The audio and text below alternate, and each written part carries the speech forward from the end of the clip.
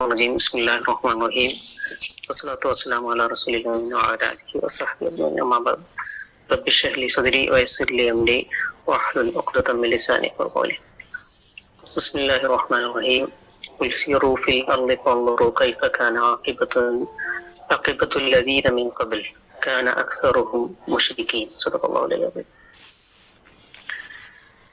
ഖുർആനിലൂടെ നമ്മളിങ്ങനെ വായിച്ചു നോക്കുന്ന സമയത്ത് ഒരുപാട് സ്ഥലങ്ങളിൽ, ഏകദേശം ഒരു 130-ലധികം സ്ഥലങ്ങളിൽ നമുക്ക് കാണാൻ പറ്റുന്ന ഒരു കാര്യമാണ് ആളുകളെ കുറിച്ചും ആളുകളുടെ പ്രകൃതത്തെ കുറിച്ചൊക്കെ പറയുന്ന സമയത്ത് അല്ലാഹു അക്സറുഹും കസീർ എന്ന് പറയുന്ന ഒരുപാട്, പിന്നെ അധികം ആളുകൾ എന്നൊക്കെ ഉള്ള രീതിയിൽ നമ്മൾ സാധാരണ കേൾക്കുന്ന വാക്കാണ് കസീർ, അക്സർ എന്നൊക്കെ പറയുന്ന വാക്ക്. പിന്നെ അതില് അക്സറുഹും ലാ യുഅ്മിനൂൻ, അതിലധികം ആൾക്കാരും വിശ്വസിക്കുന്നില്ല. അക്സറുഹും ലിൽ ഹഖി കാരിഹൂൻ, അതായത് അവർക്ക് സത്യത്തോട് അത്ര ഒരു നീരസം, കൂടുതൽ ആളുകൾക്ക് സത്യത്തോട് നീരസമാണുള്ളത്. ലാ യഅഖിലൂൻ, അവര് അക്സറുഹും ലാ യഅഖിലൂൻ, അവര് കൂടുതൽ ആളുകളും ചിന്തിക്കുന്നില്ല. പിന്നെ വമാ യത്തബിഉ അക്സറുഹും ഇല്ലല്ലന്ന, കൂടുതൽ ആളുകളും പിന്നെ പിന്തുടരുന്നത് ഊഹത്തെയാണ്. അതേപോലെ തന്നെ ലാ യുശ്രികൂൻ, അവര് അധികം ആളുകളും ശിർക്കാണ് ചെയ്യുന്നത്. അതേപോലെ അവര് ചിന്തിക്കുന്നില്ല. ഫാസിഖൂൻ, തെമ്മാടികളാണ്, കേൾക്കുന്നവരല്ല. ബഷീറും വനദീറും അക്സറുഹും ഫഹും ലാ യസ്മഊൻ, അത് അവര് കേൾക്കുന്നില്ല, അവർ കൂടുതൽ ആളുകൾ കേൾക്കാത്തവരാണ്. അങ്ങനെ അപ്പൊ പറഞ്ഞതിന്റെ ചുരുക്കം, ഒരുപാട് സ്ഥലങ്ങളിൽ നമ്മൾ പിന്നെ അള്ളാഹു ചീത്ത കാര്യങ്ങളെ പറ്റി പറയുമ്പോൾ, അല്ലെങ്കിൽ മനുഷ്യന്റെ അള്ളാഹു പറഞ്ഞത് കേൾക്കാത്ത കാര്യങ്ങൾ പറയുമ്പോൾ, അല്ലെങ്കിൽ മനുഷ്യന്റെ മോശപ്പെട്ട പ്രകൃതങ്ങൾ പറയുമ്പോൾ അവിടെ ഒക്കെ ഉപയോഗിച്ച വാക്ക് പല സ്ഥലങ്ങളിലും നമുക്ക് കാണാൻ പറ്റും. അക്സറുഹും എന്ന് പറയുന്നത് കാണാൻ പറ്റും. അതായത് നമ്മൾ ലോകത്ത് നമ്മളിപ്പോ ഒറ്റ നോട്ടത്തിൽ നമ്മളിങ്ങനെ ആലോചിച്ചു കഴിഞ്ഞാൽ തന്നെ മനസ്സിലാവും. പിന്നെ മുസ്ലിങ്ങളുടെ അവസ്ഥകളും സത്യത്തിന്റെ അവസ്ഥയൊക്കെ നോക്കിക്കഴിഞ്ഞാല് സത്യത്തിന്റെയും പിന്നെ നന്മയുടെയും ഒക്കെ മാർഗത്തില് ആളുകൾ എപ്പോഴും കുറവായിരിക്കും എന്നുള്ളതാണ്. നമുക്കറിയാം, പിന്നെ ഭൂമിയിൽ മനുഷ്യന്റെ വാസം തുടങ്ങിയ അന്ന് മുതല് പിന്നീട് അങ്ങോട്ട് പ്രധാനപ്പെട്ട ഒരു സംഭവം എന്ന് പറയുന്നത് നബിയുടെ കഥയാണ്. നമുക്കറിയാം, വളരെ ഡീറ്റെയിൽഡ് ആയിട്ട് അള്ളാഹു ഖുർആനിൽ പറയുന്നു. അതിൽ നൂഹ് നബിയുടെ കൂടെ വളരെ കുറഞ്ഞ ആളുകളെ ഉണ്ടായിരുന്നുള്ളൂ. അവസാനം കപ്പലിൽ രക്ഷപ്പെട്ട ആളുകൾ എന്ന് പറഞ്ഞാൽ വളരെ കുറഞ്ഞ, ബാക്കി ഒരുവിധം ആളുകളൊക്കെ അള്ളാഹു പിന്നെ പ്രളയം കൊണ്ട് ആണ് ശിക്ഷിച്ചത് നമുക്കറിയാം. അത് കുറച്ച് അധികം ആളുകൾ ഉള്ളത് കൊണ്ട് തന്നെയാണ് അങ്ങനെ ചെയ്തതെന്നാണ് നമുക്ക് മനസ്സിലാവുന്നത്. പിന്നെ അതേപോലെ തന്നെ അതിനുശേഷം വരുന്ന പ്രധാനപ്പെട്ട ഗുഹാവാസികളുടെ ഒക്കെ നമുക്കറിയാം. എണ്ണത്തിന്റെ കാര്യത്തിൽ തർക്കം ഉണ്ടെങ്കിലും അള്ളാഹു അത് വ്യക്തമാക്കിയിട്ടില്ലെങ്കിലും നമുക്കറിയാം, വിരലിൽ എണ്ണാവുന്ന ആളുകൾ ഉണ്ടായിരുന്നു. പിന്നെ അവരെ പിന്നീട് ഉയർത്തെഴുന്നതൊക്കെ നമുക്കറിയാം, ഉറക്കത്തിൽ നിന്ന് എണീച്ചതൊക്കെ നമുക്കറിയാം. പക്ഷെ അവിടെയും ആളുടെ എണ്ണം കുറവായിരുന്നു, സത്യത്തിന്റെ കൂടെ ആൾ കുറവായിരുന്നു. നബി സല്ലല്ലാഹു അലൈഹി വസല്ലമയുടെ ജീവിതത്തിലും മക്കയിൽ നബി വളരെ ചെറുതായിരുന്നു, ഒരുപാട് ബുദ്ധിമുട്ടുകൾ ഉണ്ടായിരുന്നു, നന്മയുടെ കൂടെ വളരെ ആളുകളെ കുറവായിരുന്നു.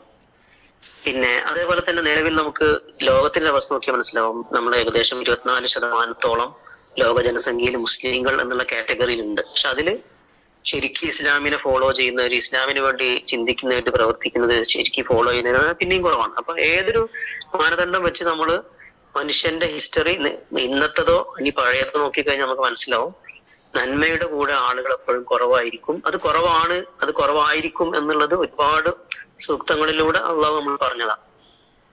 ഇനി നമ്മൾ വേറൊരു കാര്യം കൂടി ആലോചിക്കാം.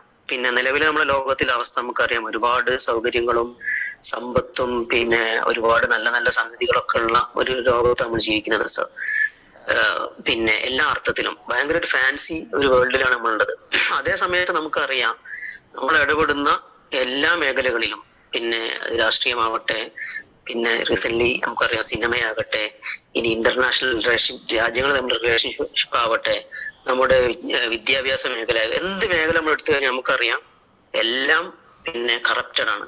എല്ലാത്തിലും അഴിമതിയും വേണ്ടാത്തിന് തിന്മ കൂടുതൽ നിറഞ്ഞു നിൽക്കുന്ന ഒരു കാലഘട്ടത്താണ് നമ്മൾ പോലും ജീവിക്കുന്നത് എന്നുള്ളതാണ്.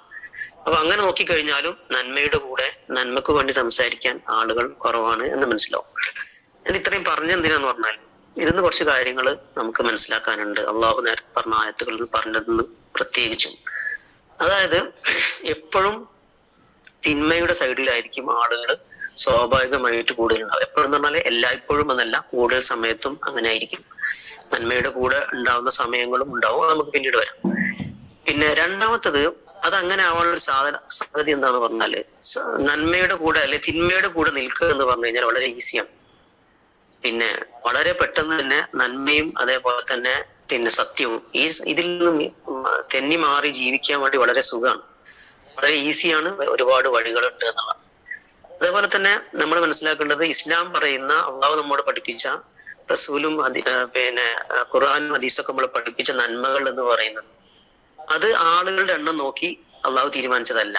അപ്പം നമുക്കങ്ങനെ ഉണ്ടാവും ചില കാര്യങ്ങൾ, ഞാൻ അപ്പൊ അതിങ്ങനെ ചെയ്യണോ, എല്ലാവരും ഇപ്പൊ അങ്ങനെയാണല്ലോ, പിന്നെ ഞാനും അതങ്ങ് വിട്ടേക്കാം എന്ന് നമ്മൾ ചിന്തിക്കാൻ പാടില്ല. കാരണം അള്ളാഹു നമ്മളോട് ചരിത്രം വെച്ച് പറഞ്ഞതാണ്, നന്മയുടെ കൂടെ, അത് ചെറുതാണെങ്കിലും വലുതാണെങ്കിലും നന്മയുടെ കൂടെ ആളുകൾ കുറവായിരിക്കും. അപ്പൊ നമ്മുടെ മനസ്സിൽ എപ്പോഴും ഉണ്ടാവേണ്ട ഒരു കാര്യം, നമ്മളുടെ ഒരു പിന്നെ നന്മയോടും സത്യത്തോടൊക്കെ നമ്മുടെ ഒരു മുൻഗണന, അല്ലെങ്കിൽ ആഭിമുഖ്യം എന്ന് പറയുന്നത് കുറെ ആളുകളുണ്ടോ, എത്ര ആളുകളുണ്ട് എന്ന് നോക്കിയിട്ടല്ല, അള്ളാഹു പറഞ്ഞത് കൊണ്ട്, അത് നന്മയായത് കൊണ്ടാണ് നമ്മൾ സ്വീകരിക്കുന്നത് എന്ന് നമ്മുടെ മനസ്സിൽ ഉറപ്പിക്കുക. അതേപോലെ തന്നെ ഇതൊക്കെ പറഞ്ഞാൽ തന്നെ നമുക്ക് മനസ്സിലായിട്ടുണ്ടാവും, അള്ളാഹുവിന്റെ അടുത്ത് പിന്നെ 100 ആളുകൾ ഉണ്ടെങ്കിൽ അതിൽ ഒരാളാണ് നന്മ ചെയ്യുന്നതെങ്കിൽ ആ നന്മക്ക് ആ വാല്യൂ ഉണ്ട്. 99 ആളും തിന്മ ചെയ്ത് എന്നുള്ളത് കൊണ്ട് നന്മയാകാതിരിക്കില്ല എന്നുള്ളതാണ്. അതിനർത്ഥം നന്മക്ക് അത്രയും, അത് നമുക്ക് ആലോചിച്ചാൽ മനസ്സിലാവും. അതായത് ആ ഗുഹാവാസികളെ 300 വർഷം ഗുഹയിൽ അഭയം കൊടുക്കാൻ മാത്രം അതിന് വാല്യൂ, അതിന് മൂല്യം, നന്മക്ക് മൂല്യമുണ്ട്. നമ്മുടെ ജീവിതത്തിൽ നന്മക്ക്, ചെറിയ നന്മക്ക്, വലിയ നന്മക്ക് അത്രയും വലിയ മൂല്യമുണ്ട്. അത് നമ്മൾ മറന്നു പോകാൻ പാടില്ല. അതേപോലെ തന്നെ അത്രയും പ്യുവറാണ് നന്മ എന്ന് പറയുന്നത്, അത്രയും ക്ലിയർ ആണ്, അത്രയും പിന്നെ പ്യുവറാണ്, ക്ലിയർ ആണ്. അതേപോലെ അത്രയും വെയിറ്റേജ്. അതാണ് അള്ളാഹു പറയുന്നത്, നന്മ ചെയ്ത കനം തൂങ്ങും, നന്മക്ക് മാത്രമേ പ്രതിഫലം നൽകുള്ളൂ, നിങ്ങൾ ചെയ്യുന്ന നല്ല കാര്യത്തിന് മാത്രമല്ലേ എനിക്ക് നിങ്ങൾക്ക് പ്രതിഫലം നൽകാൻ പറ്റുള്ളൂ എന്നൊക്കെ ചോദിക്കുന്നത് അതുകൊണ്ടാണ്. അത്രയും വില അതിലുണ്ട്. ഇനി നമ്മളൊന്ന് ഒരു നിമിഷം ഒന്നുകൂടി ആലോചിക്കാം. നന്മക്ക് വിലയുണ്ട് എന്ന് എല്ലാവർക്കും അറിയാം, അതും ഒരു സത്യമാണ്. കാരണം എന്താന്ന് പറഞ്ഞാൽ, ഇപ്പൊ നമ്മൾ റീസെന്റ് കേരളത്തിൽ നടന്നുകൊണ്ടിരിക്കുന്ന ആ ഒരു വിവാദം നമുക്കറിയാം, സിനിമ ഇൻഡസ്ട്രിയിലെ വിവാദം.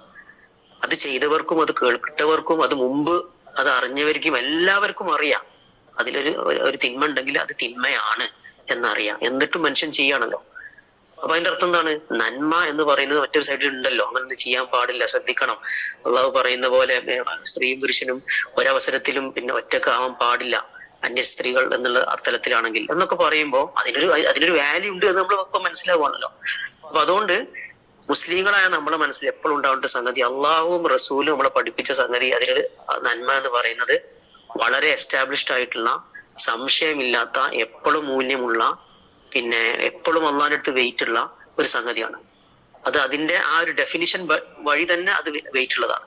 അല്ലാതെ വേറെ ആരെങ്കിലും ഫോളോ ചെയ്തത് കൊണ്ടോ ചെയ്യാത്തത് കൊണ്ടോ അതിന്റെ വാല്യൂ മാറുന്നില്ല എന്നുള്ളതാണ്. അതുകൊണ്ട് തന്നെ നമ്മളെ മനസ്സിൽ നമ്മൾ എപ്പോഴും ഉണ്ടാക്കേണ്ട ഒരു സാധി എന്താന്ന് പറഞ്ഞാല്, നമ്മുടെ ആസ് എ മുസ്ലിം നമ്മുടെ കോൺഫിഡൻസ് നമുക്ക് താന്നു പോകാൻ പാടില്ല. അതെന്താന്ന് പറഞ്ഞാൽ, നമുക്കറിയാം അള്ളാഹു പറഞ്ഞ നല്ല കാര്യങ്ങളാണ്, പിന്നെ അതേപോലെ നമ്മളത് ഫോളോ ചെയ്യാൻ ശ്രമിക്കുന്നുണ്ട്. പക്ഷെ ഇങ്ങനെയൊക്കെ ആണെങ്കിലും ഇസ്ലാമിന്റെയും മുസ്ലിമിന്റെയും സത്യത്തിന്റെ ഒക്കെ അവസ്ഥ എങ്ങനെയാണല്ലോ എന്ന് നമ്മൾ ആലോചിച്ചിട്ട് കാര്യമില്ല. കാരണം അതിനുള്ള ആൻസർ എന്താണ്? അള്ളാഹ് പറഞ്ഞിട്ടുണ്ട്, അള്ളാഹ് തന്നെ പറഞ്ഞിട്ടുണ്ട്, കൂടുതൽ ആളുകളും വിശ്വാസികളായിരിക്കില്ല, കൂടുതൽ ആളുകളും തെമ്മാടികളായിരിക്കും, കൂടുതൽ ആളുകൾ മുശ്രിക്കുകളായിരിക്കും, കൂടുതൽ ആളുകളും പിന്നെ സത്യത്തോട് പിന്തിരിഞ്ഞു നിൽക്കുന്നവരായിരിക്കും എന്നൊക്കെ പറഞ്ഞിട്ട് ഒരുപാട് ആയത്തുകൾ പറഞ്ഞ സ്ഥിതിക്ക്, പിന്നെ ഈ നന്മയുടെ ഈ ഒരു പ്രാധാന്യം അറിയുന്ന സ്ഥിതിക്ക് പിന്നെ നമ്മൾ ഇങ്ങനെ ആലോചിക്കുക. കാരണം ഇങ്ങനെ ആലോചിച്ച് കഴിഞ്ഞാൽ നമ്മുടെ തന്നെ കോൺഫിഡൻസ് നമുക്ക് പോവാണ് ചെയ്യാം. അത് മാത്രമല്ല, മെല്ലെ മെല്ലെ ചെറിയ ചെറിയ തെറ്റുകൾ നമ്മൾ ചെയ്യും. തെറ്റുകൾ എന്ന് പറയുമ്പോൾ വലിയ തെറ്റുകളാണെന്ന് നമുക്ക് തോന്നില്ല, പക്ഷെ അതുകൊണ്ട് ഒരുപാട് നഷ്ടം നമ്മുടെ ജീവിതത്തിൽ ഉണ്ടാവും. നാളെ പരലോകത്ത് നോക്കുമ്പോൾ ഒരുപാട് നഷ്ടങ്ങൾ ഉണ്ടാവും. ചെറിയ ചെറിയ വെള്ളം ചേർക്കലുകൾ, അത് പാലിലായാലും നമ്മുടെ സംസാരത്തിലായാലും നമ്മുടെ ഇടപാടിലായാലും, പിന്നെ അങ്ങനെ ഒരുപാട് എല്ലാത്തിലും നമുക്ക് വെള്ളം ചേർക്കാം. തിന്മ നമുക്ക് ചെറിയ അളവിൽ മുതൽ വലിയ അളവിൽ, ഏത് അളവിൽ നമുക്ക് ചേർക്കാൻ പറ്റും. പക്ഷെ നന്മക്ക് അങ്ങനെ ഒരു സ്ഥാനം നമ്മുടെ മനസ്സിലുണ്ടെങ്കിൽ നമുക്കതിന് ചെയ്യാൻ കഴിയില്ല. അപ്പൊ അതുകൊണ്ട് ഞാൻ എപ്പോഴും, ഞാനും എൻ്റെ കുടുംബവും എൻ്റെ നാടും എൻ്റെ ആളുകളും സത്യത്തിന് ഉണ്ടാകും, അത് ഒറ്റക്കാണെങ്കിലും ഉണ്ടാകും എന്നുള്ള ഒരു ഉറപ്പ് നമ്മുടെ മനസ്സിൽ എപ്പോഴും വേണം. പിന്നെ ആളുകൾ തിന്മക്ക് പിന്നെ നന്മക്ക് വേണ്ടി എത്ര കൈയടിക്കുന്നു, എത്ര കൈ പൊക്കുന്നു എന്ന് നമ്മൾ നോക്കേണ്ടതേ ഇല്ല. പിന്നെ അതുകൊണ്ട് എല്ലാ കാര്യങ്ങളും കഴിവിന്റെ പരമാവധി ശരിയായ രൂപത്തിൽ തന്നെയാണ് നമ്മൾ ഉറപ്പുവരുത്തുക. അതുപോലെ തന്നെയാണ് ഇസ്ലാമിന്റെ സന്ദേശത്തിന്റെ അവസ്ഥ. പിന്നെ ഇതും ഒരു നന്മയുടെ പ്രധാനപ്പെട്ട ഒരു ഭാഗം തന്നെയാണ്. അപ്പൊ അതിൽ ആളുകൾ പ്രതികരിക്കുന്നത് കണ്ടിട്ട് നമ്മൾ ബേജാറാവേണ്ടതില്ല. പിന്നെ ഒരു ഘട്ടത്തിൽ ഒരു പക്ഷെ നേരെ തിരിഞ്ഞു വരുന്ന ഒരു അവസ്ഥ ഉണ്ടാവും, നമുക്കറിയാം.